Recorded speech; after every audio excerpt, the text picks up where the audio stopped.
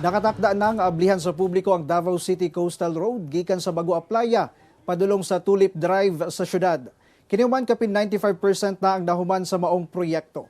Ani ang report ni Argil Relator.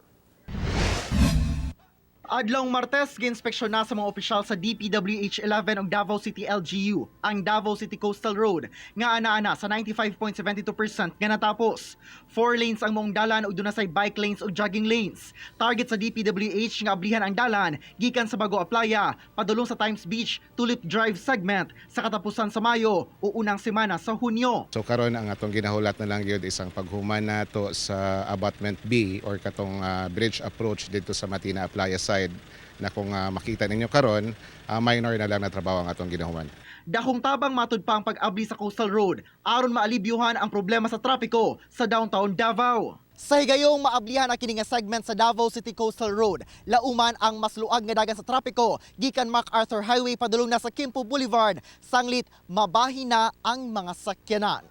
Around 7 intersections diri sa southern part sa syudad ang mabypass ani na dalan. So understandably kung halimbawa dito ka moagi sa MacArthur, it would take you an hour or less, no? Kung padulong dito sa padulong sa downtown area. Pero from here padulong sa Ecoland is just under 10 minutes. Nakatakda na sab nga magpagula og traffic scheme ang City Transport and Traffic Management Office sa maong dalan.